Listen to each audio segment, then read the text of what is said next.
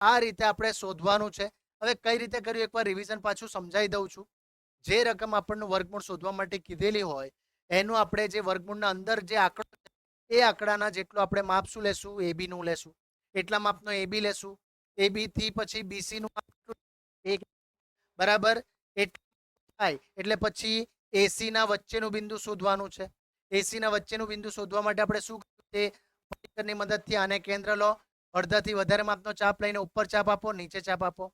હવે આટલી જ ત્રિજ્યા રાખીને ચાપ ચેન્જ કરશું. સી પર મૂકીને ઉપર ચાપ, નીચે ચાપ આપશું. બંને ચાપ જ્યાં ભેગા થશે તેનાથી આપણને સેન્ટર મળી જશે. બરાબર. આ સેન્ટર પરથી આપણે બેમાંથી કોઈ પણ એક બાજુ પરનું આપણે ત્રિજ્યા લઈ લેશું. એ ત્રિજ્યા લઈને આપણે શું બનાવી નાખશું? અર્ધ છત્રી બનાવી નાખશું. બરાબર છે. અથવા તો અર્ધ વર્તુળ બનાવી નાખું. બરાબર. આ યાદ રાખો. એના પછી શું કરશું? તો હવે બી પરથી આપણે લંબ ડ્રો કરવાનો છે. તો બી પરથી લંબ કઈ રીતે ડ્રો થાય?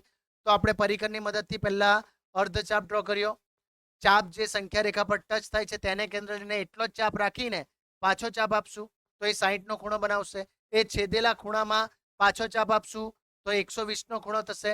90 નો ખૂણો બનાવવાનો છે એટલે એ બંનેના વચ્ચેનો ખૂણો, એટલે 120 ના ખૂણાને આપણે થોડું ઉપર સુધી ખેંચી લીધેલો છે અને 120 ના ખૂણા પર એટલી જ ચાપ રાખીને આપણે પાછો ચાપ આપશું ઉપરની બાજુએ તો તે જે ખૂણો બનાવશે એ 90 નો બનાવશે. એટલે આ જે ખૂણો થઈ ગયો એ 90 નો. બરાબર. એ 90 ના ખૂણો આપણા અર્ધ છત્રીને એટલે કે અર્ધ વર્તુળને જ્યાં ટચ કરશે તે બિંદુ થશે આપણું ડી. તો બી થી ડી સુધીનું માપ થશે આપણું વર્ગમૂળમાં 3.5. બસ આટલા માપની ત્રિજ્યા લઈ લો અને ચાપ ડ્રો કરો. એ ચાપ જે બિંદુ પર ભેગું થશે તે બિંદુ થશે આપણું બી થી તે બિંદુ સુધીનું અંતર થશે વર્ગમૂળમાં 3.5. અહીંયા આપણો આ પ્રશ્ન આ રીતે કરવાનો છે. જેવી રીતે પૂછાય બધામાં આ જ પ્રોસેસ છે. બરાબર. ધ્યાન રાખજો, પ્રેક્ટિસ કરજો.